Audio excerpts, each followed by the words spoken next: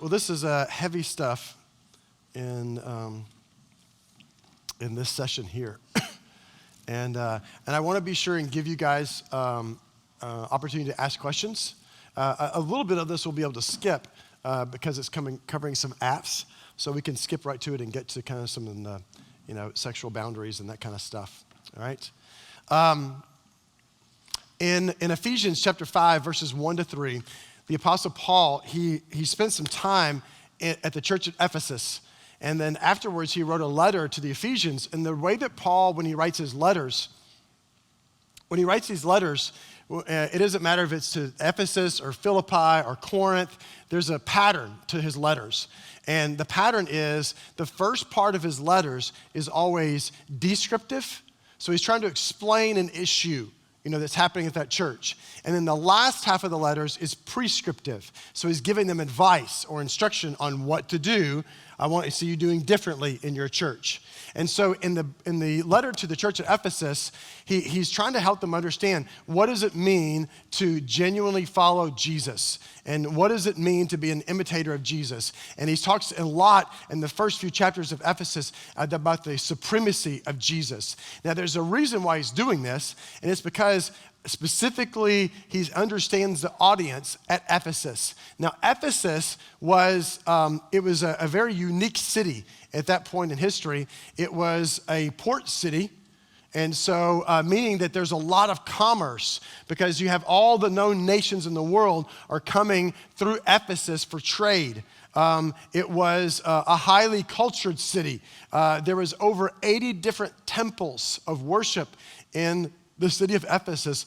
Now, when I say temples of worship, I don't mean like godly temples. They were pagan temples. Matter of fact, the largest temple in the known world back then was in Ephesus. It was erected to the god Artemis, who was one of the chief gods, pagan gods at that point in time. He was the god of fertility. And so there was actual temple worship that would happen where you would have a temple prostitution. You could come there and hire a prostitute and then consummate your act with the prostitute there at the temple. It would be considered a righteous act. Remember, not a biblical act. It was to a pagan god, but you see this? But it was a highly sexualized, a highly cultured, an economic powerhouse back in those days.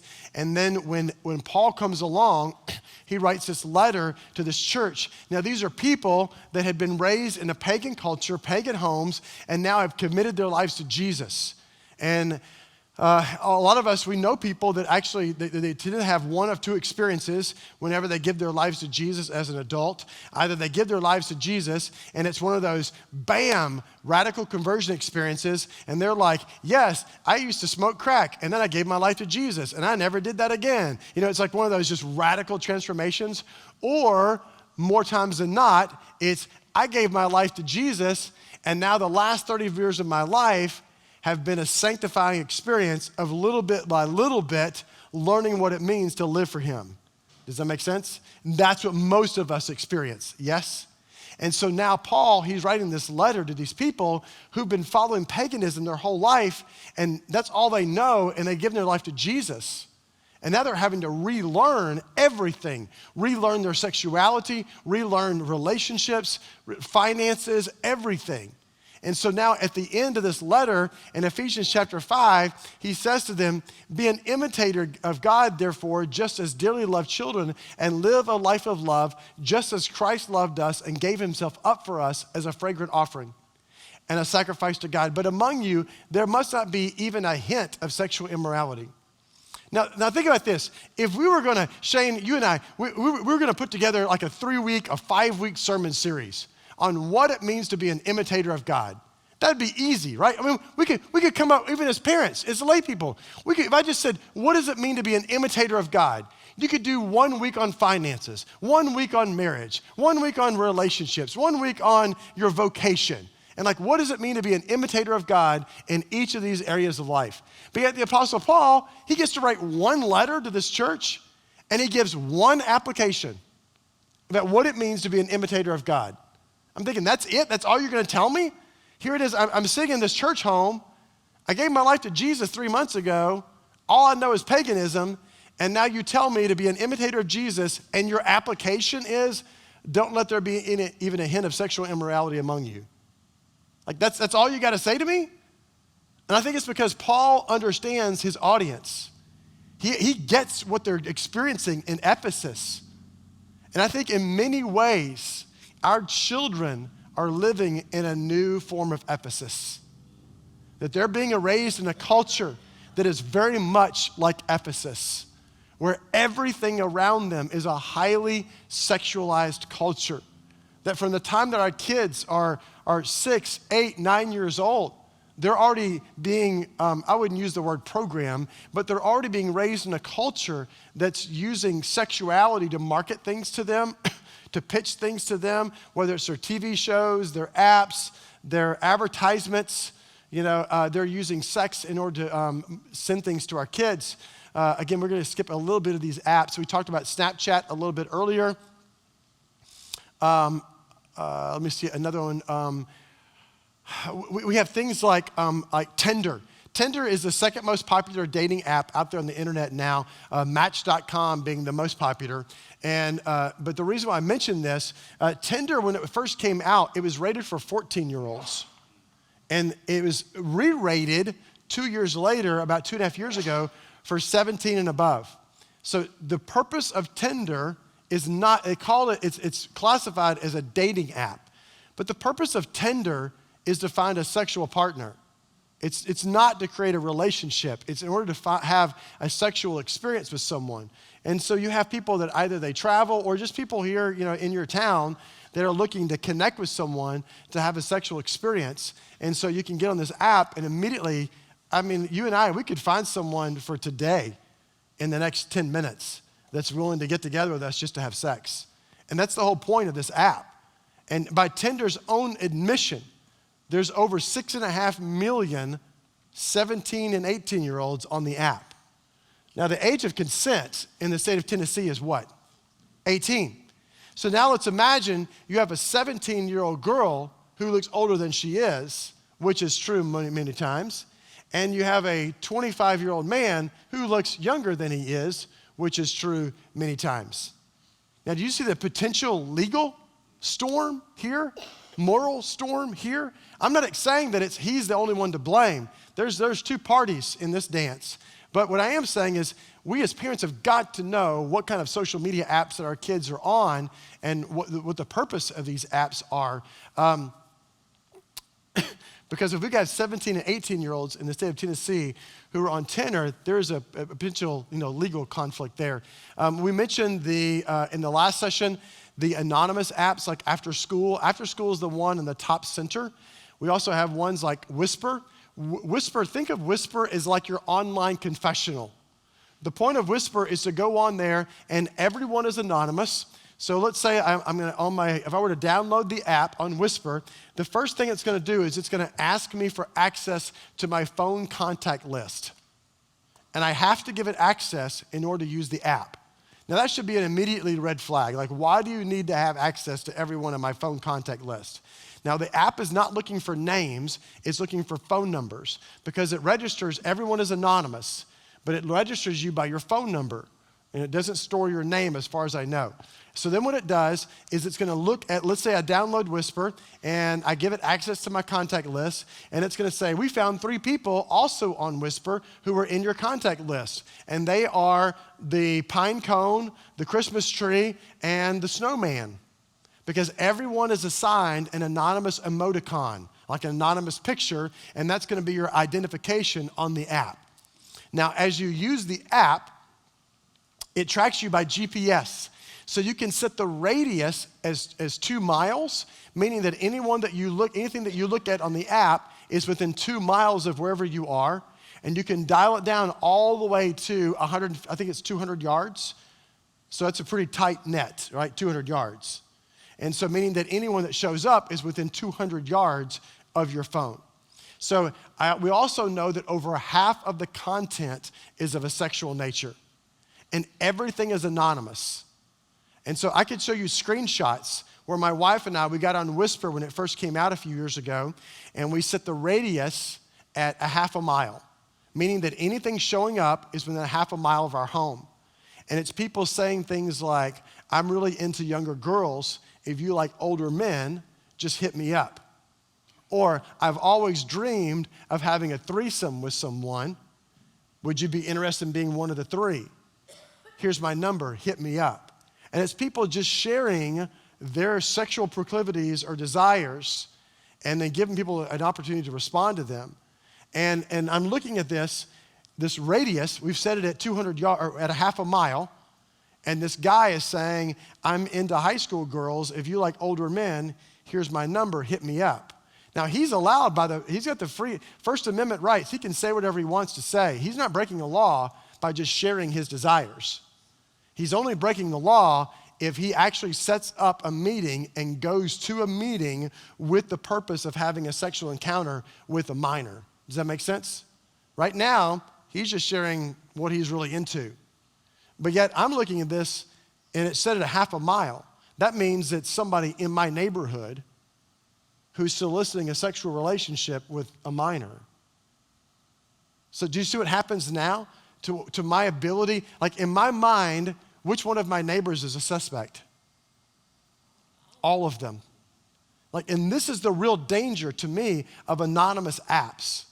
Is that, again, let's get back to that biblical worldview and communicating a biblical worldview to our kids. I've communicated to my children, but when they first got on social media, is that we live life out in the open. Why do I think things like Snapchat are potentially dangerous? I'm not saying that your kids shouldn't use Snapchat. I can't make that call for you. You know, my daughter's in college now, and so now she's on Snapchat. And she knows how I feel about Snapchat, but I have to trust her and give her that privilege. She's a grown woman. She gets the right, if she wants to use that, she can do that. It's her call. But she also knows when it comes, from me, that I believe the biblical community means that we live life out in the open. Meaning that if Shane and I are having a conversation, and unless he says, hey, Brian, this is a private conversation, I need to share something with you, that I have no reason why you can't look at my phone. Because we live life out in the open. Does that make sense? But now if we're having apps that give us the ability not just to have private conversations, but it's private conversations where we don't even know the identity of the other people we're talking with, that doesn't sound like biblical community to me, because we're behind closed doors. There was a New York Times story about 2.5 years ago of teenagers, and I'm not saying this is happening everywhere, but teenagers that were having whisper parties.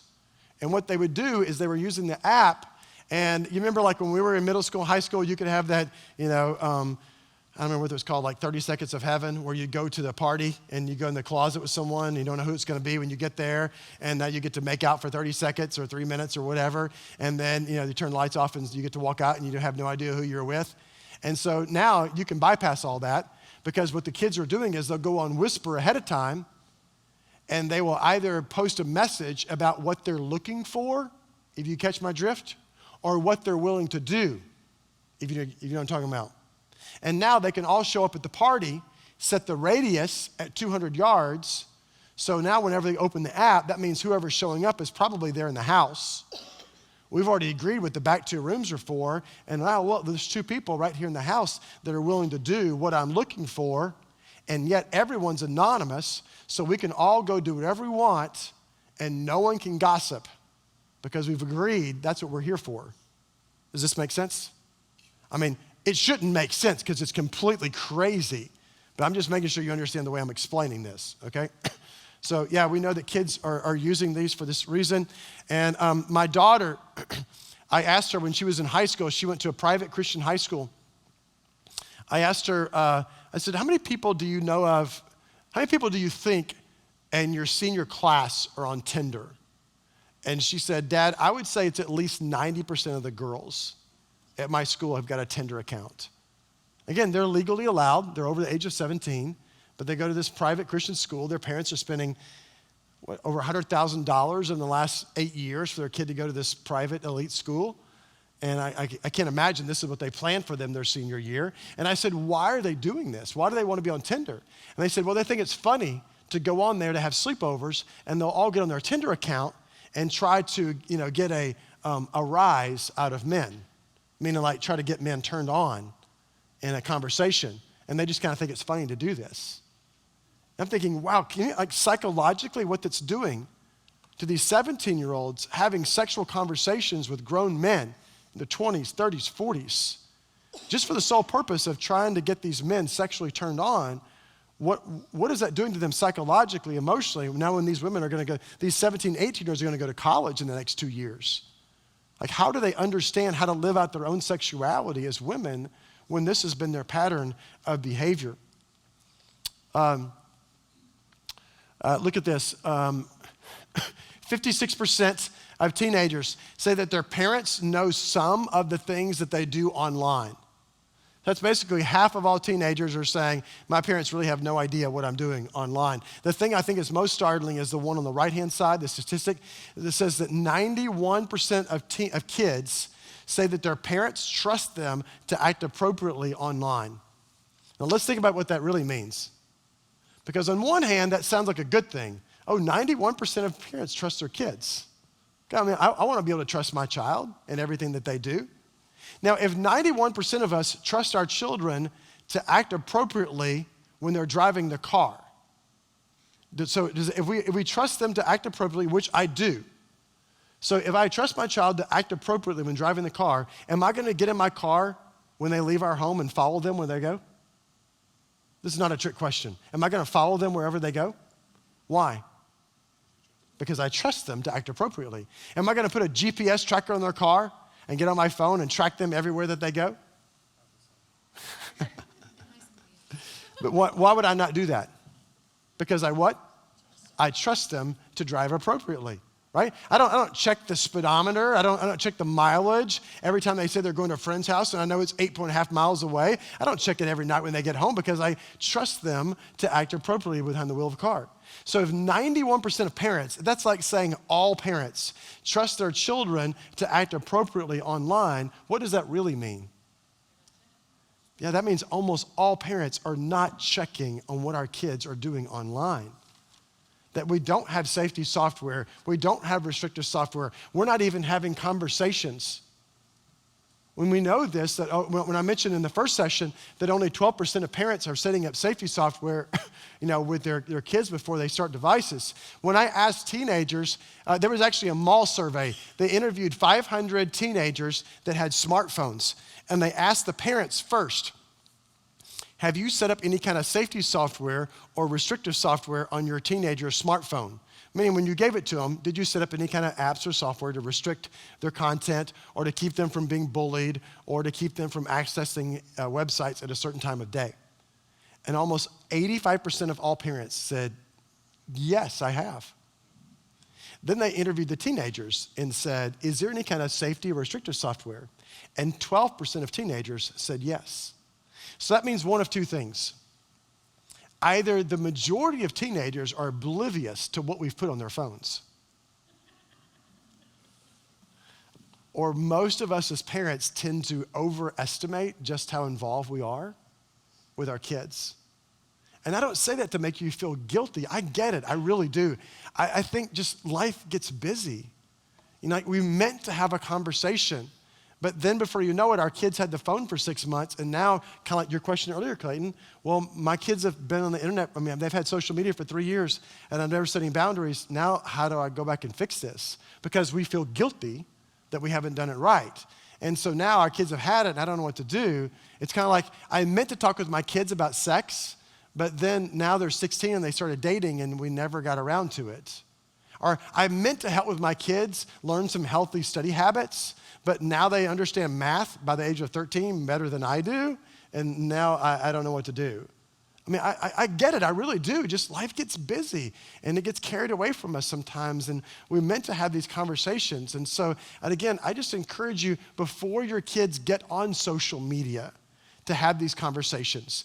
There's a law called the COPPA Act, C-O-P-P-A, the Child Online Protection and Privacy Act. It was enacted by our Congress 12 years ago, and the purpose of the act is that technology companies are not allowed to ask for personal information for anyone under the age of 13, meaning that you're supposed to be 13 years old before you're legally allowed to get on social media. But we know that, I was sharing this with someone, with Clayton or someone else earlier today, that 20% of all 10-year-olds are already on social media. 1 out of 3 of all 11-year-olds, 55% of all 12-year-olds are already on social media. And of those 9, 10, and 11-year-olds that are already on social media, 87% of their parents said it was okay for their children to lie in order to create their social media account. Because you have to lie in order to create the social media account.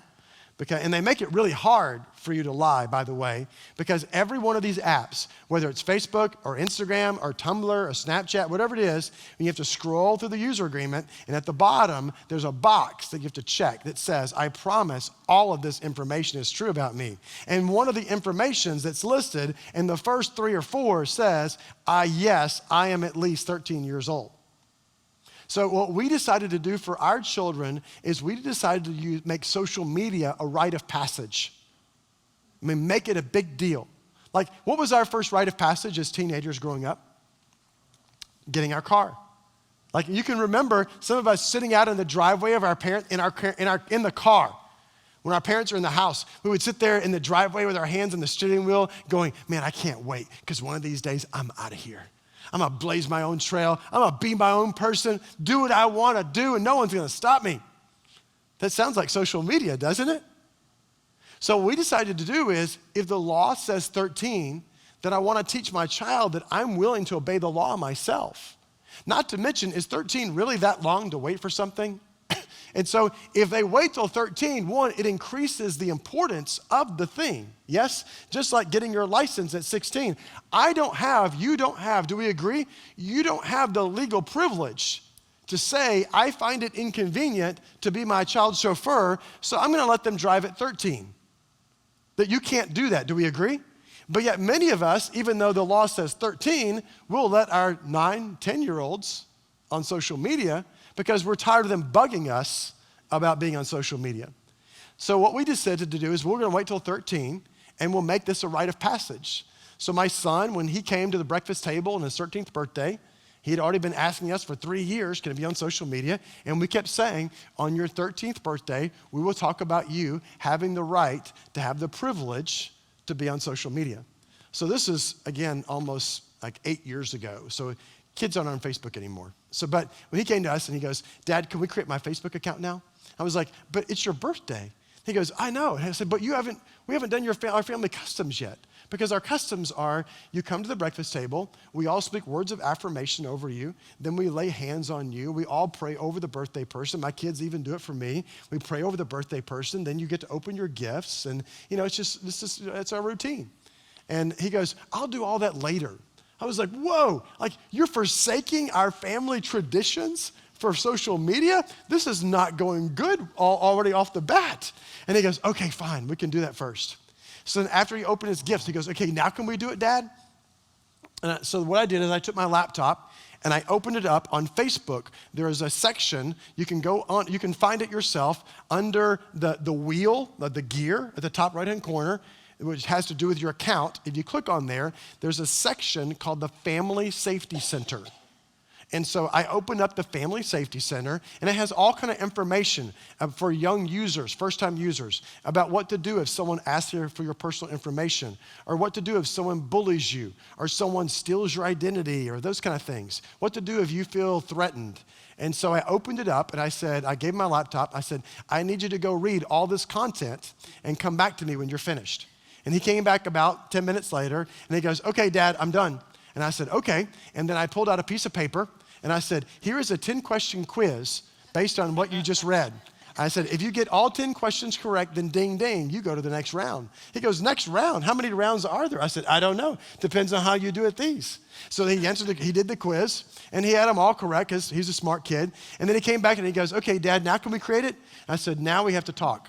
So I pulled up 2 chairs to the breakfast table, and I set them just like this. And I sat down and he sat down, and we looked each other eye to eye. And I said, okay, Mark Zuckerberg on Facebook just told you what to do if you feel threatened and what his expectations of you are. Now, as your father, let me tell you my expectations. Let me talk to you about what is okay and not okay for you to ever say to a young lady on social media. Let me talk to you about what is okay and not okay for you ever to ask for on social media. Let me talk to you about your personal digital reputation and how important that reputation is and how that reputation is going to carry with you for the rest of your life and how the colleges that you want to go to are going to find you on social media. The jobs that you apply for, they're going to find you on social media. I'm having this conversation with a 13-year-old. Why? Because it's my job to prepare him. I said to my kids, each of them on their 13th birthday, to my son and daughter, I said to them, childhood is over. That's a hard thing to say to a 13-year-old. I said, that doesn't mean we're not going to have fun. We're going to do all kind of crazy things. We're still going rock climbing. We're still going kayaking. We're still going to do backpacking. We're still doing all of our family fun stuff together. I said, but in terms of me treating you like a child, that's over. Biblically speaking, now you are a man. You are a woman. And all of my conversations from this day forward are me trying to prepare you to be the man and woman that God has birthed you to be.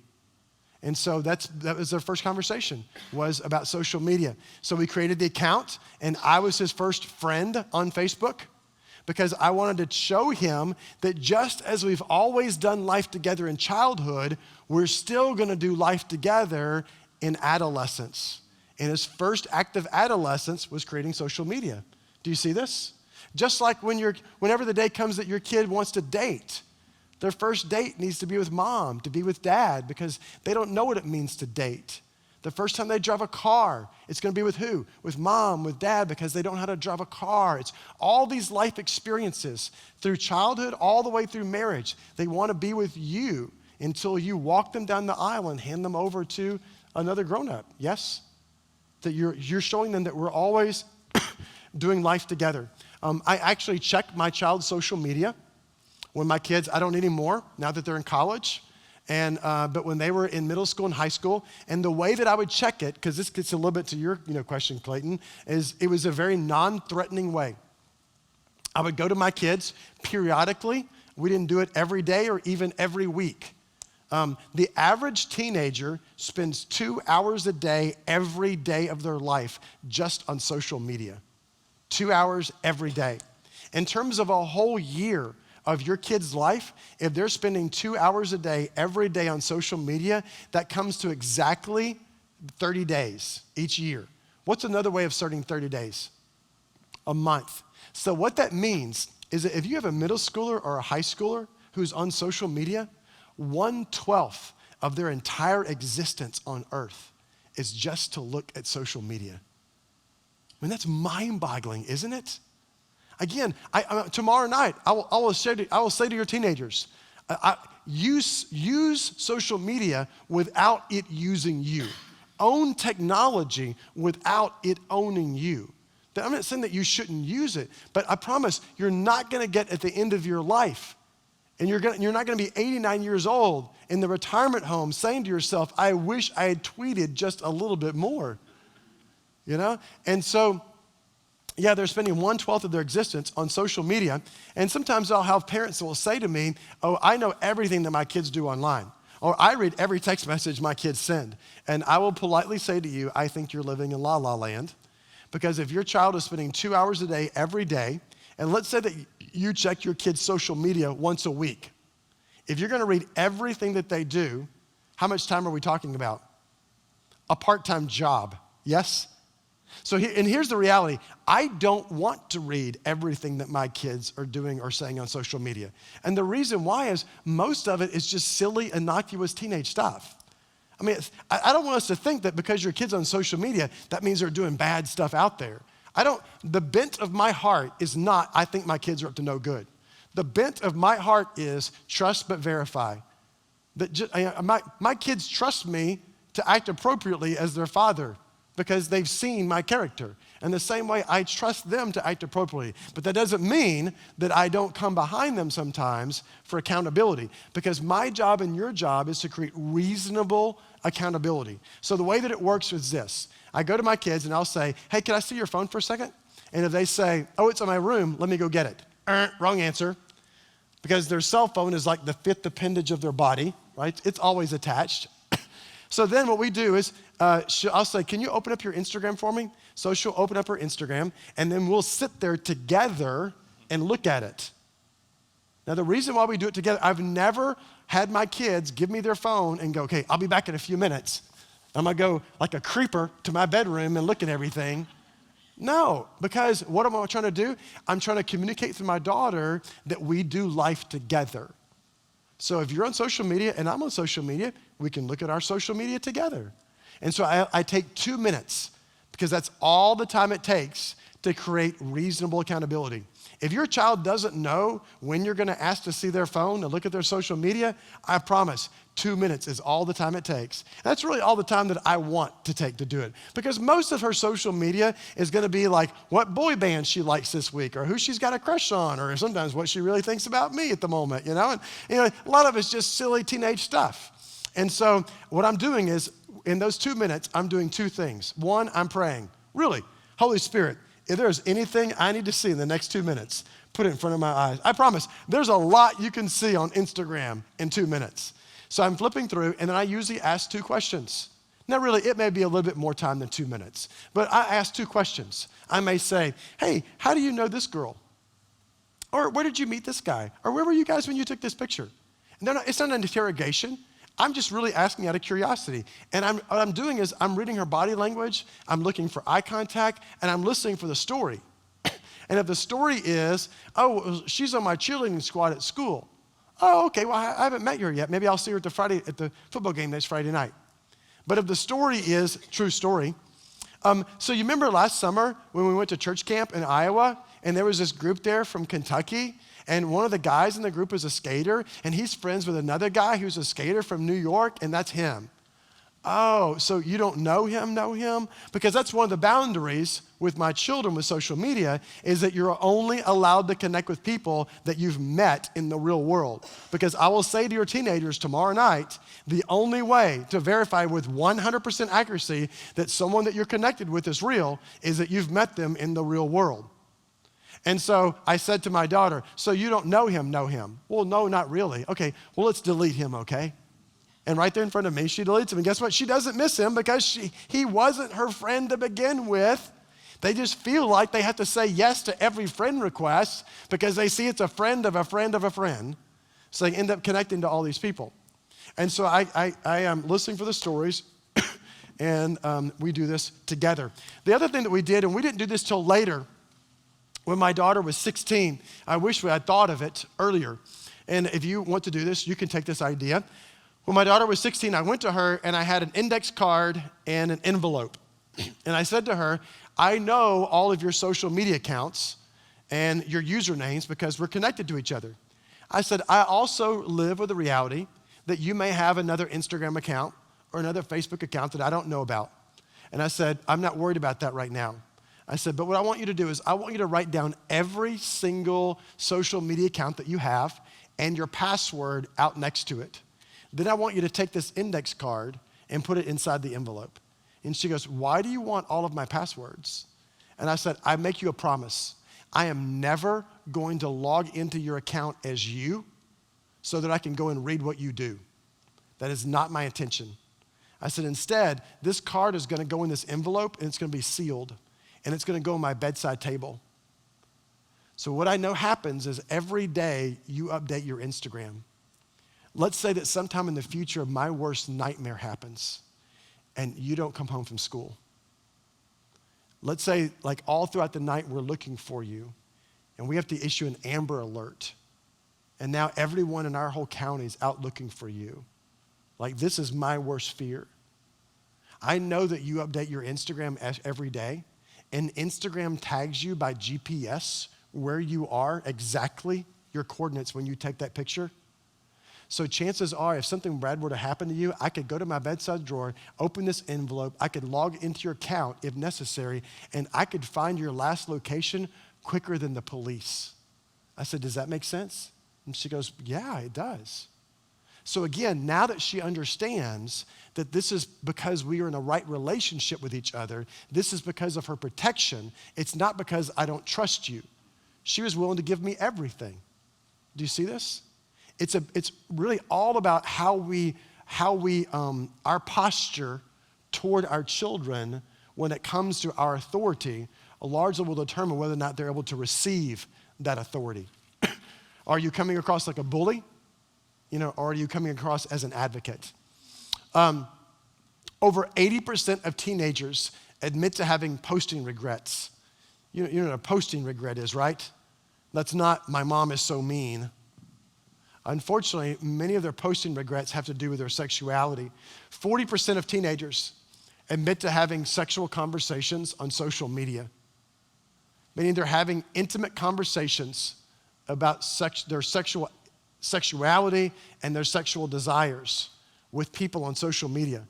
25% of them are having these conversations with complete strangers. They have no idea who this person is, and yet they're sharing the most intimate parts of their life with this person. 12% of them set up a face-to-face meeting with the stranger. Now, can we agree anything over 0.000 is too much? And I know it's hard for us as parents to think, why in the world would a kid set up a face-to-face meeting with this total strangers? And again, it's because we as parents, we don't understand, or we're not willing to understand the psychology, the sociology, the emotions behind social media. Because when a teenager is on social media, we know how this is, how easily it is for conversations to get sideways on social media. And some of us in this room, it's probably happened to us before, even as men, that you find yourself in a conversation with someone on social media, and before you know it, all of a sudden you're sharing more than you intended, and the conversation gets more intimate than you intended. And we know this. I'll share the statistics in a minute on grown-ups, but we got 40% of all teenagers. This is the one that admits to having these conversations. And I was speaking at a private Christian school one time to a group of just seniors. I was sharing this statistic with them, and I said, would you guys agree or disagree with this? And they all got very quiet, and finally one of the guys spoke up, and he goes, I don't know anyone that hasn't done that. And I said, well, why? Like, why would you go on social media and have an intimate conversation about sex with someone that you have no idea who they are? And finally, one of the girls spoke up and she said, well, it's not like it's the first conversation. She said, I think you just get comfortable talking to this person and you feel like they understand you. You feel like that they get you, that because they're a teenager just like you. And so you end up, in this, maybe sharing something that you wouldn't share with everybody else. But it's not just conversations, it's visual as well. 20% of all guys, 1 out of 4 of all girls admit to sending or receiving nude or semi-nude photos of themselves or somebody else. 1 out of 4 of all girls are doing this. Now, there was a follow-up question. This came from the Center to Prevent Teen Pregnancy. They asked over 5,000 high school and young college-age women these questions about their sexuality when it came to social media. And they asked a follow-up question, which is, why? Why would you do this? Why would you, tomorrow, one of the things I will share with your daughters in front of the guys, girls, everyone will hear me say this, is that girls, ladies, if you choose to send a photo or a video of yourself to a young man, you're giving him 2 things. 1, you're giving him a gift. And when you give a gift, you give up all rights as to what happens to that gift. Shane, if I give you a birthday present, I don't get to tell you how to wear the present, when to play with the present, whether you can take it back or not. It's yours to do with whatever you want. And if your daughter shares a photo or a video of herself with someone else, she gives up all rights as to what someone else does with that photo or video. Yes? The second thing that she's doing is she's giving them a trophy. And what do we do with trophies? You display them. You share them. It's what you do with your kids' Little League trophies, isn't it? And their soccer trophies. Their drama band trophies. You show them, you display them.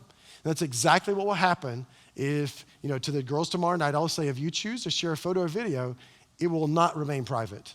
You can rest assured with 100% accuracy, it's going to be shared because it's a gift to be enjoyed by him later. And he's going to share that gift with somebody else. So they asked this follow-up question, which is, why would you do this? And 69% of girls, the number one reason, 69% of them said to be fun or flirty. Can we agree, moms? This generation has now redefined fun. That fun is going to the bowling alley, fun is going to the school dance, fun is going on the hayride, fun is having a sleepover. But now for 7 out of 10 of girls, fun, flirty, we're redefining flirty, yes? Flirty, think about, how would you have flirted with a boy in middle school? Maybe you drop a book in the hallway and see if he picks it up. Maybe you wink at him in the cafeteria line. Maybe you punch him in the arm. Maybe put a note in his locker, I like you, do you like me? Check yes, check no. That's flirting. Flirting is innocent. But yet 7 out of 10 girls now are redefining fun and flirty as going into the bedroom, taking 87 selfies until you finally find the one that makes you feel comfortable in your own skin, laying on the bed, unbutton one button, and you send it to this young boy. So now you got a 14-year-old girl sending this photo of herself to a 16-year-old boy. And what's the response going to be back from the boy? Yeah, he's going to say one of two things. You're so what? You are so hot. Wow, you are so sexy. Can we agree this 14-year-old girl does not have the life experience or even the self-awareness to even understand what it means to be sexy? And so now, really what he's doing is he's feeding her soul because she has a God-given need to be loved, a God-given need to be desired. It's not wrong to want to be desired. It's not wrong to want to be loved. But now what's happening is he's meeting it in a way that God never intended it. He's meeting it in a way that this is what the enemy does, isn't he? Our spiritual enemy, the enemy that Jesus speaks of in John 10, 9 and 10, when Jesus says the enemy has come to steal, kill, and destroy, that's the enemy. The enemy is not social media.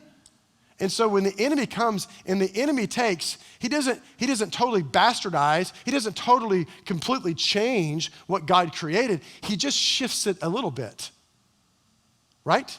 So it still has a semblance of what God intended. So God created us to be loved. So what does the enemy do? He just changes it just a little bit. So now love is this affirmation she's getting from a 16-year-old boy, affirming her physical appearance. Wow, you are so physically hot is what he means. So let's be logical. What's going to happen to the next picture? Because there will be another picture, yes? And the reason why there'll be another picture is he has fed her soul.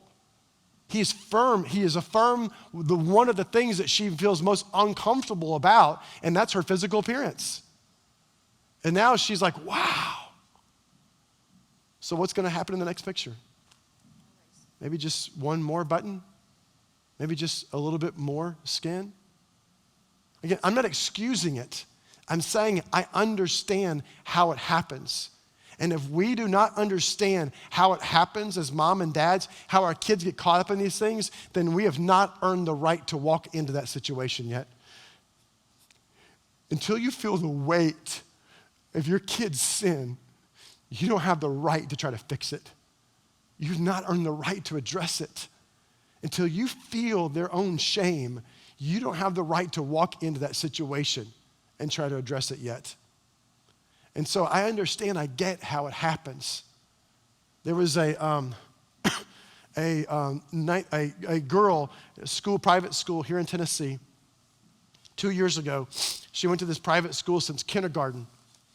And at the beginning of her junior year, she started to date this boy at her school. And they dated for the whole year. And I've been working with teenagers for about 28 years.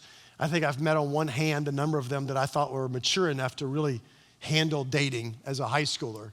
I mean, we know what that was like, right? There's just so much pressure, emotional, just physical, just psychological pressure that goes into dating relationship. And the longer you date, the more intimate you're going to become. And when I say intimate, I don't mean just physically intimate. I mean relationally intimate, emotionally intimate, spiritually intimate. And the more relationally and emotionally intimate we become, the more we desire to give all of ourselves to that person. That's the way God has wired us as people. I'm not saying it's wrong. I totally get it. when both of my kids have been sexually tempted in relationships. And I've had to say to them that you don't need to feel wrong. That is not bad that you feel that desire. That's a God-given desire. Now, what's wrong is when you choose to act on that desire in a means outside of God's boundary. Does that make sense? I don't want my son thinking that because he feels tempted that somehow he's dirty, he's bad. You know, when my daughter feels this draw toward another young man, that makes her a bad person. No, that's how God's wired you. And so we've had to walk through our children since they were in single digits, try to help them understand the difference between emotional intimacy, relational intimacy, spiritual intimacy, and physical intimacy. And what happens is the more relationally intimate you are, the more emotionally intimate you become. The more emotionally intimate you become, the more physically intimate you become. And so now this guy and the girl, they've been dating for a whole year. They've gotten very intimate, if you catch my drift. And at some point in the relationship, it became, hey, I love you and you love me. So, when are you going to send me a picture of yourself? No, I mean like a good picture. Just between us. Because you can trust me, because I love you. And so she began to send dozens and dozens of pictures, intimate pictures of her body to him. And then after the end of their junior year, she broke off the relationship. And she just said, this has nothing to do with you. I just felt like I really need to focus on my studies my senior year, get ready for college, and I don't need to be in a relationship anymore.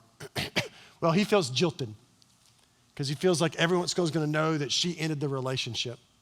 So he comes up with a great idea, and his idea is, I'm going to take all these pictures that she sent me, and I'm going to go into Photoshop, and I'm going to make them look like a deck of playing cards.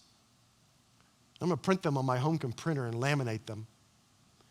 And then he went to school, and he and a bunch of other boys played poker in the locker room with pictures of her body. And then this girl who's been at the same school for 12 years can't finish her senior year because of one mistake. And the guy, because this was not one of those, I didn't know this. This was willful intent to publicly humiliate her, that he is now on the registered sex offender list in the state of Tennessee, potentially for the rest of his life because of one mistake. Because our kids have got to understand that the choices that they make in middle school and high school when it comes to social media, it potentially follows them forever, that these things don't go away. These are one of the things I'll say to your teenagers tomorrow night is when it comes to social media, there is no do-over, there is no delete, and there are no take-backs. That once you send it, once you post it, it's out there forever. There's nothing that you can do about it. 70% of girls say that they feel pressured from guys to send photos and videos of themselves. Can you imagine that your daughter has a better than 50-50 chance that any guy that she interacts with on social media is that this is their expectation? That many girls now say the first interaction they have with a boy on social media isn't, hey, what are your interests? What's your dog's name? Where do you go to school? Just common everyday get to know you things. But the first interaction that many girls now get from a guy on social media, the first message is 2 letters, SN, which stands for send nudes. Like basically, the guy is starting their interaction as human beings by saying, I'm too busy for you unless you show me your body. Like, do you know why we even need a hashtag #MeToo movement? I don't care what your politics are, whether you're liberal or conservative. It doesn't matter to me. The reason why we even need a hashtag #MeToo movement is because we're raising a generation of young men in our country that don't know the honor and value of women, that feel like they have the God-given right to ask to see pictures of our daughter's body just because I'm a man. I mean, this is the culture that we've inbred into our sons, that they have the right to ask for this. They have the right to do this because I'm a guy. Can you imagine what that says to the value of young ladies on social media when they have to cut themselves off and go, but what if they are one of the girls that says, no, I'm not going to do this? Oh, now I'm a prude. Now I'm just conservative. Now I'm a stick in the mud. Now I have no connections on social media. No guy will talk with me because I won't share myself. This constant pressure. I took my daughter with me to Singapore last year. I spoke at a national technology conference. It was at 680 CEOs, CFOs, COOs from companies all over the country there at this conference. And I took my daughter with me. And she stood in front of all these grown-ups for 5 minutes and talked about what it is like to be an American teenage girl and to be sexualized every day on social media. Because they are.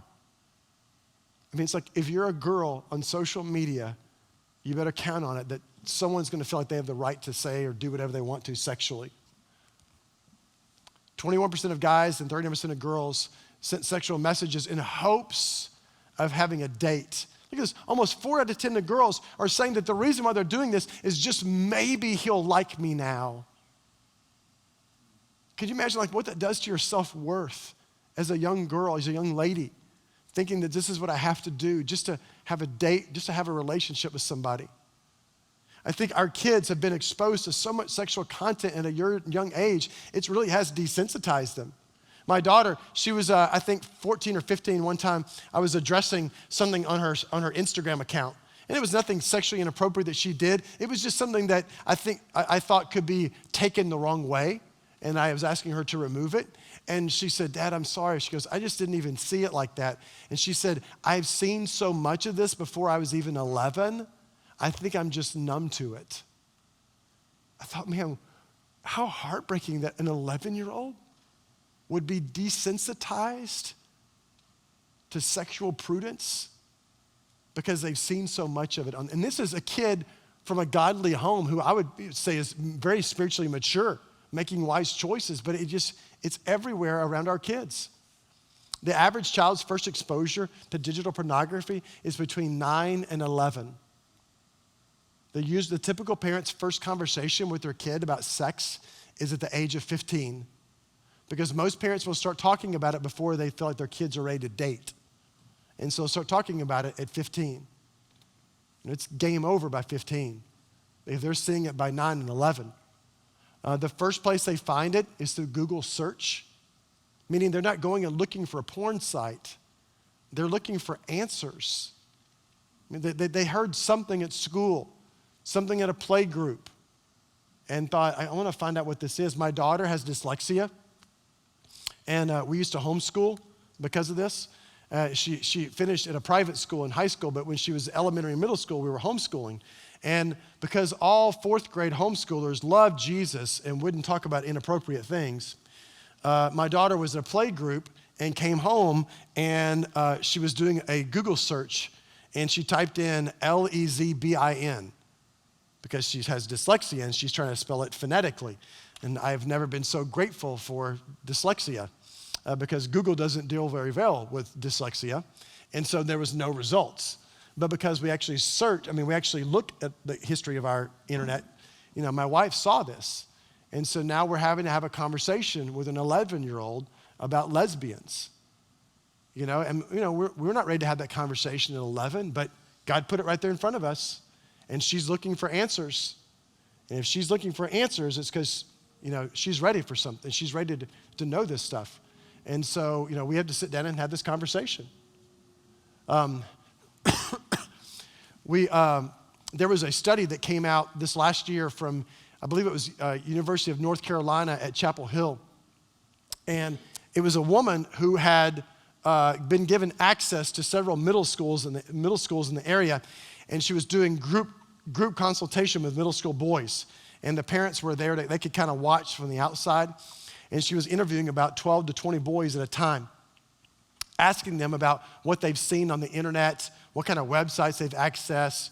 And she would say almost every boy in the room would say, I have a friend who's looked at these kind of websites. And I have a friend who's looked at these kind of videos, which means what? Yeah, that they're looking at them. And so she was able to conclude that it was somewhere in the neighborhood of 80% of all middle school boys are saying that they have seen digital pornography. Well, then as she began to continue these conversations, she concluded that over half of all middle school boys are struggling with sexual performance anxiety. Now, if you don't know what that means, sexual performance anxiety is a disorder that as a grown someone who's sexually active, that you are struggling with your sexual performance because you feel like that you don't measure up, that you're not good enough, that either because of stress or something in your life that it causes anxiety to be sexually active. Now, over half of all middle school boys are struggling with the symptoms of sexual performance anxiety. But these boys aren't sexually active.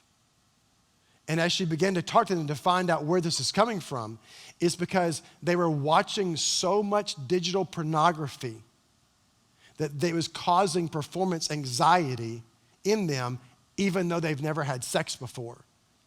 Basically, middle school boys are becoming terrified of sex because of the kind of porn that they're watching. That we know 83% of all boys, of all high school adolescent males, 83% of them watch group sex videos. It's like saying all. Can you imagine what that's doing to them, their understanding of sexual intimacy? Like, I'm not excusing it at all. I'm not saying, well, all guys are just gonna watch porn. That's just what's gonna happen. I mean, there's a difference between just watching porn and watching group sex videos and watching, SMBD, watching violent porn. And this is what's happening to our middle school boys, is they're seeing this stuff, and in their mind, they're thinking, oh, wait, this is what sex is? That looks painful. That looks violent. I don't want to do that. And now it's causing them to even just reevaluate, do I want to be friends with a girl or not? And is this what I'm expected to do? And do you see this, how it's affecting them? Any questions so far? Most parents will start having these conversations at the age of 15. Look at this, 93% of boys, 63% of girls are going to see digital pornography by the age of 18. 83% of them are going to watch group sex videos. The highest counties in the country with the percentage of teenagers have the highest click rate of porn, meaning the more teenagers that live in the county, the more likelihood that there's porn being watched in that county. If you want to know whether or not your child might be watching pornography, just answer these questions. Are you theologically conservative? Do your kids are you above average income? Hello, Franklin. Are you above average income? Do you have a college degree yourself? Are you politically conservative? Do you live in a gated community? Is community volunteerism important to you? Are you a Republican? Because for everything that you say yes to, it increases the likelihood that your child is looking at porn. There was actually a study that came out 5 years ago that analyzed Republican and Democrat homes and concluded that children from Republican homes are more likely to watch porn. They concluded that there was a study that came out about evangelical children and showed that there is no difference between evangelical children and totally lost kids when it comes to the amount of porn being watched. So we can't just say because my kids go to private, whoo, man, I'm so glad we're making more money now. We can pull our kids out of that public school and go to private school. They'll be safe there. Well, I'm pulling my kids out of school. We're going to homeschool. So I can really know what's happening with my kids if we homeschool. I think what happens is the better off we become financially, socially, as grown-ups, the more lulled to sleep we become. Because we think everything is okay with our kids now. And we kind of take our foot off the brake. We take our eyes off the prize in being ever diligent about our kids' lives. You could take the top 4 websites out there in the United States, you put them all together and they don't equal the amount of porn clicks every single day in the United States. I honestly believe it's the biggest issue that we're not talking about in our churches. Now listen, I'm not talking about what you and your spouse may do in the privacy of your home or what you may enjoy. That's totally up to you. I'm talking about our children. I'm not even talking about do you have the legal right as a grown-up to watch these kind of videos or movies. Again, I'm not excusing it. I'm just saying I'm not talking about us as grown-ups. I'm really focused on our children. I think all of us can agree that this is not something I want to be part of my child's life, because the things that we watch a lot of times become the things that we partake in. The things that we partake in rewire us in how we look at relationships. There was a study that came out of Harvard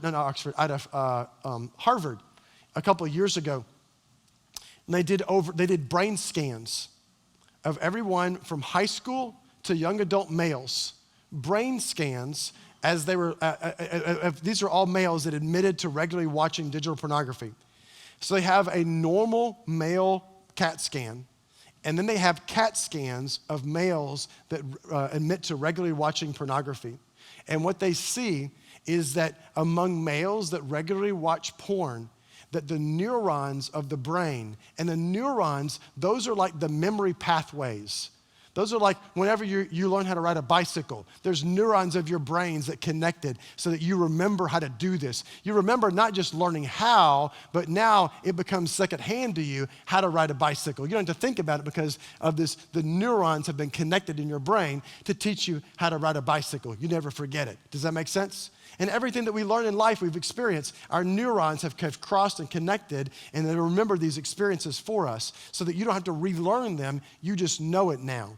And what we know happens is from people who regularly watch porn, the neurons of their brains have become twisted. I mean, literally, not like you're all twisted up, you're all messed up. I mean, legit, the neurons of the brain have become twisted, so that now they look at relationships differently. This is not coming from a Christian perspective, by the way. This is just science showing us in CAT scans that when our sons, our daughters look at porn, that it really does mess up the brain. So that now they look at relationships differently. They understand their expectations in relationships differently, which is why it's important for us as parents to be having conversations with our kids. So what we have to do as parents is begin to talk about purity with our children, not talk about porn. Porn is not the issue. Porn is simply a symptom of a bigger issue. The biblical worldview issue there is purity. What does it mean to have a pure heart, to have a pure mind, to be pure with my hands, to be pure with my eyes, my mouth? The issue is not, is my child looking at porn? My son cannot look at porn for the rest of his life. But if he dies without a relationship with Jesus, it's going to be a miserable eternity. Do you understand? And the only way I can have a pure heart and pure mind is through a personal relationship with Jesus. So I don't want to just say, don't look at porn, don't look at porn. I want him to understand, what does it mean to walk with a pure heart and mind? Meaning, what does it mean to actively walk with Jesus in your life?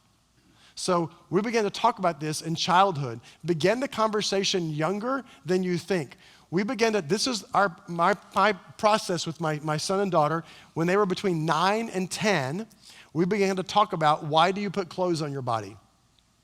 So my son was coming out of the bathroom one day. He was about 9.5 years old. And I said, do you ever walk out of the bathroom without a towel? He goes, no. I said, why not? And he goes, nobody gets to see my body. I said, exactly. I said, no one gets to see your body anymore except the doctor. And one day when you get married, your wife will. And he goes, oh. I was like, that's okay. You're just 10. But one day you'll enjoy her seeing your body. And then again, he responded by going, oh. And so then we just talked about, why do we cover our bodies? And why do we not talk about certain issues in front of young ladies?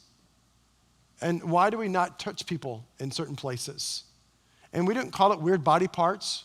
We've never called it, your tatas and your wah-wahs or things like that. We just call everything exactly what it is biologically. I mean, from sometimes our kids were kids. We've always, parents, it's crazy. How many parents have come up to us throughout the years and said to us, I have never met a child who communicates so effectively with grown-ups as your children. And I said, because we've treated them like real people. We've never treated them like a child. I mean, we have fun, childhood fun, but we've always treated them like a person who has a brain that can understand things. And so we call them by their biological terms, and we talk about, does that make sense? And then when they were between 11 and 12, I said to them, hey, this year, everything is changing in your life. That you're going to go through a process called puberty. And that's not a weird thing. It's not a bad thing. It's not a goofy thing. I said, I'm never going to make fun of you because of it. We're not going to make jokes about it. I said, part of you going through puberty is you're going to start growing tall. Certain parts are going to start growing out. You're going to grow hair on your body. And I said, and really what's happening is God is making you into a man. God's making you into a woman. And that's a great thing. And I said, as part of that process, you're going to want answers as to what's happening. I said, you can go to Google and you can ask Google for answers. Google will always give your kid answers, way more than you want them to know. I said, or you can go to your friends. You can go to your friends on your basketball team. You can go to your friends in your Sunday school class. They'll give you answers. That's where a lot of us learned about sex, isn't it? Our friends at school. I remember my parents, they told me diddly about sex. Most of our parents did, because they just felt so awkward about talking about it. And so we end up learning this stuff from HBO on cable as 13-year-olds, you know? I mean, I remember watching Friday the 13th when I was 12 years old and being like, oh, that's what the body looks like, you know? But there it is, all right there in front of me because of cable, because my parents wouldn't have these conversations. And so I said, you can go to your friends and you can ask them for answers. I said, do you really want the friends of your children being the experts for them? I said, but instead, Dad will always be your expert. You can come to me anytime that you have a question about something. I promise you, if you come to me, I will never say to you, this is not a good time. I will never say to you, I don't think you're old enough to know this. I will never say to you, oh, that's a big question. I don't know about that one, because now you're going to feel awkward. I said, if you're man enough to come and ask me an awkward question, I will always give you an honest answer. And this is the way I did it with my kids. I gave them permission to ask me anything that they want. And because my daughter is cut from the same cloth as me, she asked me every crass thing that she could come up with. I mean, every term that your mind is thinking right now, my daughter has asked me. And she would do it sometimes, I think, just to kind of see how I would respond. Hey, Dad, what does so-and-so mean? And the way that I would do it is I would respond like I'm her doctor. Like I would just respond just point blank, and I would say, this is what that means, and this is what it refers to, this is how it works, and this is why I don't want you to do it, okay? And I would just, boom, walk away. Like just not even stand there and wait for a response. I just say it and just deal with it and just move on. You know? And because of that, what's happened though is when we deal with things honestly and openly when they were young, it created the foundation of trust. So that when my kids got older, my son 2 weeks ago went on his first date. I mean date, like he really is not like dating in high school, like date, like he really wants to. He was like, Dad, this one might be the one, and I want to do it right. He was like, do you have any ideas of what I could do on this date? I was like, I can't imagine ever having that conversation with my dad. I never would have done that. My dad was a godly man. I respected my dad, but I never would have had that conversation with him because he never created that foundation in my life to trust him to ask him to something like that. You know, so anyway, we just created this relationship. And then when they were between 12 and 13, I said to them, everything has changed. You are a man. You are a woman. I said, biologically to my daughter, biologically, you could go have a baby right now. I said, it's not my plan for you. I don't believe it's God's plan for you. But biologically, God has wired you now that you can conceive and have a child. And that's not a bad thing that he's done that for you. I said to my son, you're going to find yourself one day sitting in youth group. You're going to be sitting there by yourself, and some girl you've known your whole life is going to walk up to you and sit next to you and just say, hey, Bailey, how are you doing? And you're going to feel like your whole body's on fire. Like, what is going on? I said, and that's okay. I said, but then the next thing that's going to happen is you're going to think to yourself, I got to get out of here. I need to go get my phone and go to the bathroom for a few minutes.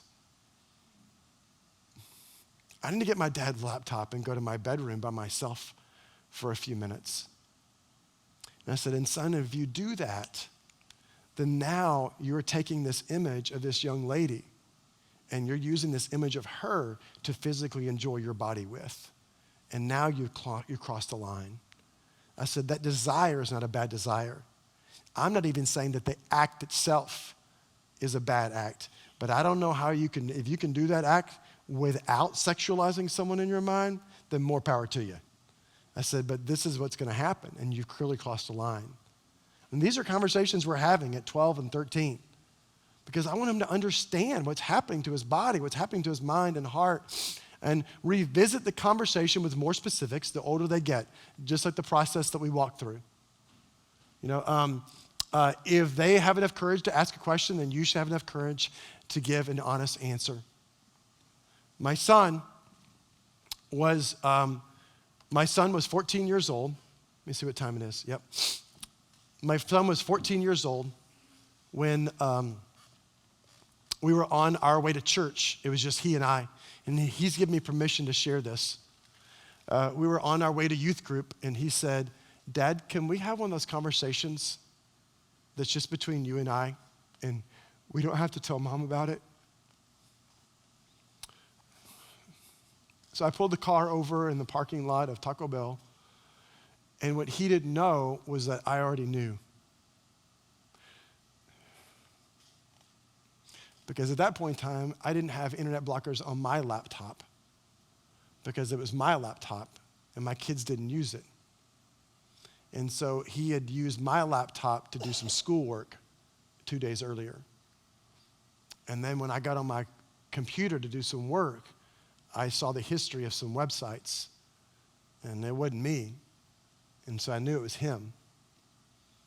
And maybe you're thinking, why did you wait 2 days? Because I needed 2 days to get my heart ready to have the conversation. Because if I'd gone to him right there when I found it, I would have done what some of us have already done to our kids, which is this what you brought into my home? You know what kind of people look at this stuff? You know what this does to your heart when you look at this? Hey, what would people at church think about you if they knew that you were looking at this? And then you bring shame into the equation. And shame is a powerful tool of our enemy.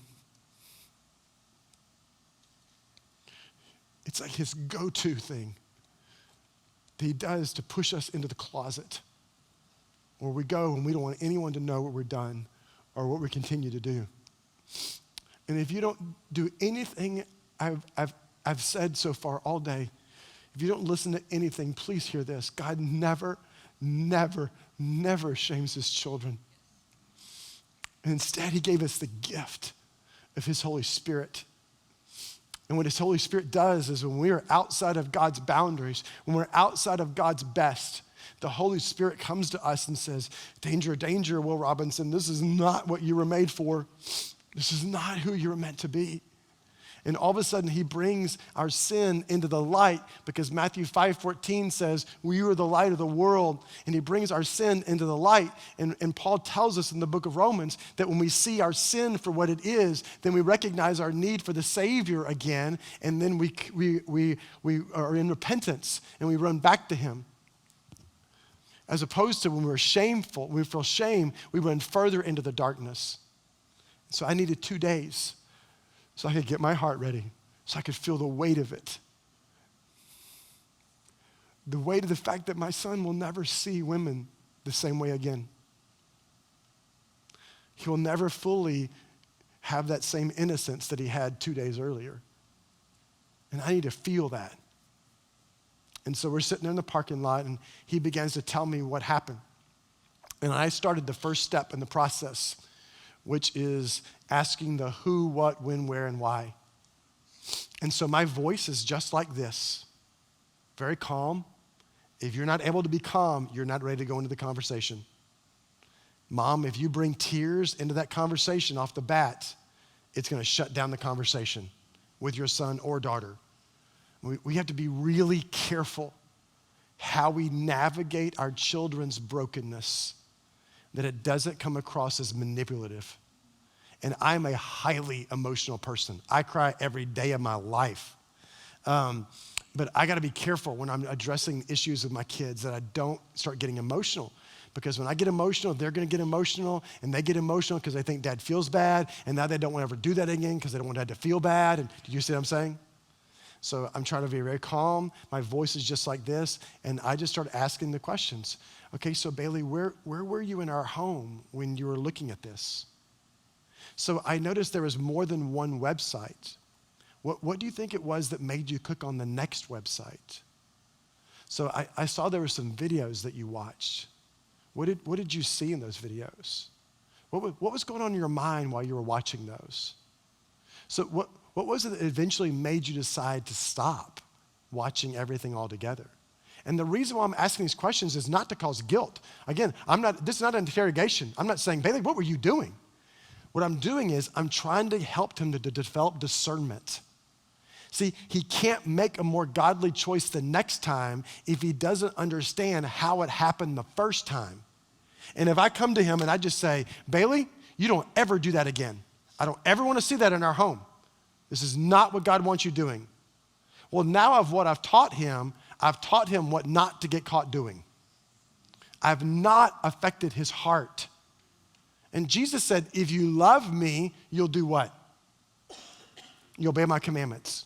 If you love me, you'll follow me. Meaning that when the heart is right, then behavior follows. So I always want to keep my eye on the prize. And the prize is partnering with God to change my child's heart, not affecting change in behavior. That I don't want my kid to become more sinister, to become more deceiving in his behavior. I want him to understand how this happens so that he chooses to follow Jesus and Jesus can change his heart. You get it? And that principle applies for all of parenting. Whatever the behavior issue is, I don't want to make the behavior thing, don't ever lie to me again. Don't ever raise your voice at me again. Don't ever speak to me like that again. Don't ever do that to your sister again. I don't want that to be the issue. I want the issue to be, let's talk about your heart and how the kind of relationship you want with your sister, the kind of relationship that you want with me. So anyway, back to him. The first step was asking the who, when, and why. And the second question was, the second step is to respond with grace and understanding. Grace and understanding doesn't mean that there's not consequences. Grace and understanding doesn't mean that there's not privileges taken away. It just means that there's not shame involved in it. And so I responded and I made him two things. One, I said, Bailey, I want you to understand, and this is almost word for word, the next 5 minutes. So you're welcome to use this with your own sons or daughters if it happens. I said, Bailey, I want you to understand that you are not the only boy at youth group dealing with this right now. I said, I promise you, every other guy in your small group is dealing with the same thing. You're just the only one who is brave enough to talk to his dad about it. I said, that speaks so highly of you and highly of your character that you would want me involved in this part of your life. And I said, unfortunately, this is not going to be the last time this happens, because now you've opened up this part of your life to the enemy, and he's going to come at you again and again and again because he's put his foot in the doorway of this part of your life, and his foot is really hard to move. And I said, but I promise you two things. I said, I promise you, I will never embarrass you. I will never make fun of you, and I will never shame you about this. I said, and number two, no matter how many times you fall in this pit, I choose to jump in the pit with you. Because more than being my son, you're my brother in Christ. And I refuse to let you fight this by yourself. I said, you and me are a band of brothers, and I will always have your back. And we prayed together, and we prayed together, and then we went on to youth group. The whole conversation was about 20 minutes. I didn't revisit it the next day. We didn't talk about it the day after that, but periodically we would come back to it again as we reestablished some new boundaries, some new accountability. Hey, Bailey, from the time being, you're not allowed to use any computer in our home unless someone is using it with you, okay? See, I don't want to go to my kids. I think it's wrong when we go to our kids. This happened just this week with another parent, not the parent of the 7-year-old, of another parent, that he found out that his kid was sexting with somebody else on her cell phone. So his response is, I'm taking your phone away and you don't get to use the phone for the next 6 weeks. Oh, was it the phone's problem? Did the phone do something wrong? I mean, I don't exactly understand why we're punishing the phone. I mean, because that's what your kid just learned, is they do something wrong, they get their phone taken away. Hey, you raise your voice at me? You know, no Netflix for the next 2 weeks. I don't understand. What did that have to do with Netflix? Does that make sense? Again, I want to address the heart, not the behavior. And so if I say to my son, hey, you know what, you're not going to use any screens in our home. Well, I don't want him to communicate that the screens are a bad thing, but I do have to reestablish some new boundaries. So Bailey, you're not allowed to take any screens at all into the bathroom or your bedroom forever. Not just this season, but forever and ever. In our home, you're no longer allowed to take screens in your bedroom, okay? You know, for the next season, we need to relearn how to use the screen appropriately, so you're only allowed to use the computer when someone is there with you doing schoolwork, okay? He was like, okay, Dad. You know, and there's been different times where we've had to reestablish some new boundaries with screens or with social media, and not saying that I think this thing is the thing's fault, but I want to help you relearn how to be in this boundary. My son was 16 years old. Every year on his birthday and her birthday, we have a manhood moment or a womanhood moment where I try to have another conversation, try to impart a new principle about manhood, a new principle about womanhood. And then throughout that next year, we'll revisit that principle. And so on his 16th birthday, he was getting in bed. And I said, Bailey, how many conversations have you and I had about digital pornography? And he goes, more than my fingers. I said, I think it's time for me to tell you why this has been so important to Dad. And I began to tell him what happened on the first year of our marriage when we got our first home computer. And I was a youth pastor. And we got our first home computer, and I put in that AOL disk. Remember those we got in the mail? And I signed up for my first email account. You know, he's back here, your youth pastor's going, AOL, what is that? And I signed up for my first email account. I told my son, I came home from church for lunch break. We lived about a half a mile from the church, and I came home to make a sandwich for lunch one day about 2 weeks later, and I logged into my email account, and I said there was an email waiting for me, and it had a picture of a woman, and it said, just click here, come and spend some time with me. And I said, I began the mental gymnastics with myself. Now, hey, I'm a good guy. No one's gonna know. I'm a pastor. I take care of people. Hey, I'm faithful. I provide for my family. It's really not that big a deal. It's just some pictures. I mean, no one's really getting hurt. And I said, Bailey, before I knew it, I clicked yes. I said, and that was the day that I opened up that part of my life to the enemy, and he put his foot in the door, and his foot is really hard to move. And I said, I'm very grateful that your mom is a woman that understands what it means to be a life partner, and that process that I was going through had nothing to do with her. It was all about the enemy attacking me. And I began to share the whole process of how God just began to restore my life, and it took years for God to get me to a place of freedom in my life. And then on his 18th birthday, last story really quickly, his 18th birthday, our manhood moment was, we were talking about defining moments and about things that happen in our life that kind of set our life in a new trajectory. And we're all going around the room in our family, and we're sharing about defining moments of our life. And it gets to Bailey, and he was last, and he goes, I know my most defining moment. And I said, what? And he said, it was the night of my 16th birthday.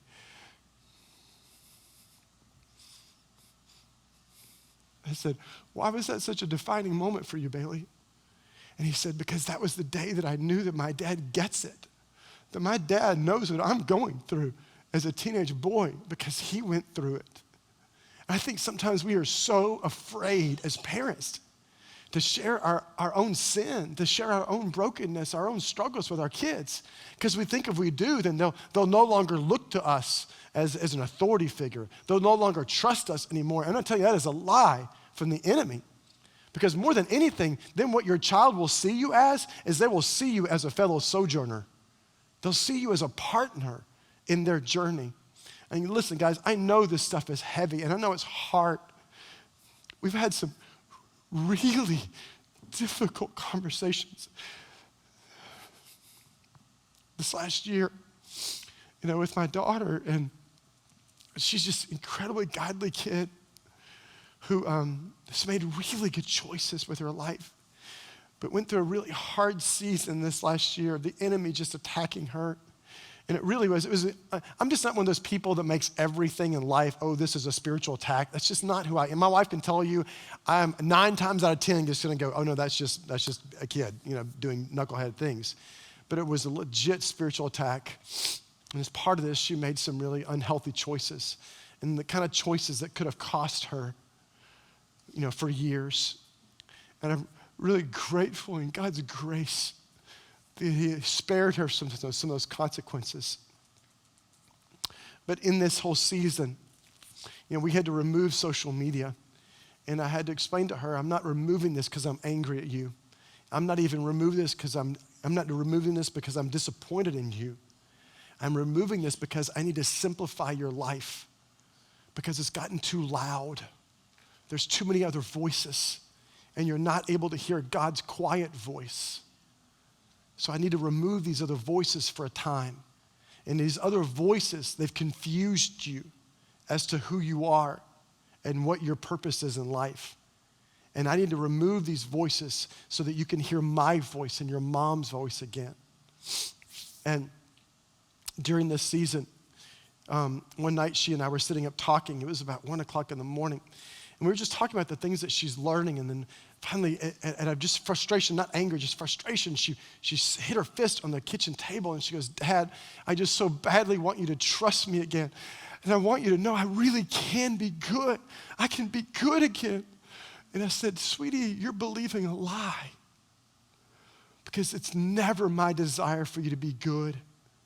It's only ever been my desire for you to be godly. And there's a difference between being good and being godly. I say good people grow up to become good liars. Good people become good deceivers. I say godly people become like Jesus. And that's all I've ever wanted. And you could just see this facade, the weight of performance come off of her in that moment. Of just, wow, I don't have to keep trying anymore. I don't have to measure up to some artificial standard of goodness, of morality anymore. I could just be like Jesus.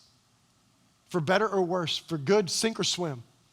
I'll fail sometimes, I'll blow it sometimes, that I can just be in this relationship with him. And I know that this is hard stuff.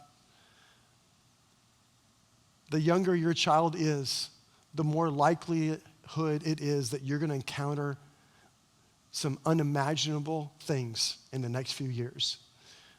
But I promise you can do it. I know that you can. And for 2 reasons, let me close with this. One, I know that you can do this because I believe that you would not have the child that you have on accident. That God intentionally, out of his goodness, that God intentionally in his sovereignty gave you the child that you have. That whether it is by birth, by marriage, by adoption, or by foster, that kid is in your home because God in his blessing said, I'm putting him in your care. Isn't that crazy? That he could have given them to anyone else. But he said, I'm going to give them to you. That's amazing. And secondly, I know that you can do this because in Philippians, God made a promise to you. And he said, he has begun a good work in you. And he will not stop that work until Jesus comes back again. And some days, guys, that's the only promise I can cling to. Because the enemy's really good at making us feel like a failure as a parent. And sometimes the enemy comes at you and sometimes you just feel like, man, you know what? I'm the mom who I manipulated my kids today. I just made them feel bad today. Well, guess what? Tomorrow, you get to be a little bit more like Jesus. You might be the dad that yelled at your kids this morning before you came here. Well, guess what? Tomorrow, you get to be a little bit more like Jesus. And his work, his promise to be at work in you, it is not contingent on your biblical knowledge. It's not contingent on your denomination. It's not contingent on your wealth. It's not even contingent on your obedience. It's contingent on one thing, and that is what Jesus accomplished on the cross. And he said, boom, it's finished. It's done. So I'm going to be at work in you every day. Some days you may not even recognize the work. You might not even feel the work, but I promise I'm at work in you. That's the hope I have. Yes? That's the hope that each of us in this room can cling to. Let's pray. Father, I thank you for our time today. We thank you for this privilege that you've given us to be moms, to be dads. I know that you could have done it any other way, but for whatever reason, you have chosen to partner with us to raise this next generation to become like Jesus. We thank you for this privilege, this honor. God, I pray that you would never allow us to take it lightly, the words that we speak to them, the way that we look at them, the touches that we give to them, that they would be worthy of this privilege that you've given us. God, I thank you for our time together this morning and ask that you would walk with us out of here today. I know a lot of us are just heavy at heart, thinking of mistakes in our own past. We're heavy at heart thinking of conversations we have to go home and have in the near future. God, I'm grateful that greater is you that is in us than he that is in the world. I'm grateful that you are at work in me even when I don't see it and feel it sometimes. And Father, we just ask that you would help us to be able to walk out of here with full confidence and assurance that you will be faithful to us. We pray this for your name and your fame, Jesus. Amen. Just as you leave, here's all my contact information. You're welcome to contact me, to follow me on social media. Shane, I won't check up on you, okay? But you're welcome to check up on me if you want, okay? But you're welcome to follow me on social media. Also, one last thing, your church has provided a gift to you. I know that they gave you, Jen was here earlier and gave you the gift of the resource packets, but our ministry created a brand new thing 6 months ago called Screen Smarts. It is the only thing like it in the United States. It is a 52-week online technology class for parents that takes 6 minutes a week. That's it, 6 minutes. And so when you sign up, then on Monday morning at 8 o'clock, you'll get an email. You don't have to do it at 8 o'clock, but at every 8 o'clock, every Monday at 8 o'clock, you'll get an email that will have a 6-minute video to watch or a 6-minute podcast to listen to or an article to read. So basically, whatever your learning style is, every week there'll be something to be able to hit you, and then one action step. It's like one conversation, one question to ask your kid this week, or one thing to do differently in your family this week regarding technology. I mean, so we got to spend about, 3 hours together today? You and I get to spend 52 weeks, the next year, every Monday together for 6 minutes. I mean, literally, you can be in the carpool line on Monday and watch the video while you're waiting to pick your kid up, So we want to make it quick and succinct, but every week, something to continue to push us forward and equip us to be the parents that God has always intended us to be. So it costs $500 for the course, and your church has purchased this for you guys as a gift. So this is what I want you to do. Before you leave this room, I want you to go to Screen Smarts, just look at the screen there, screensmarts.org/ClearView. That's all you have to do.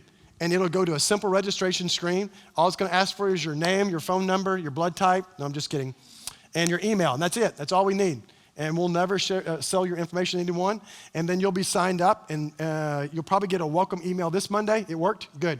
And then the Monday after that, you'll get your first lesson. So if you're signing up right now in this room, that means all of you will be getting the same email every week.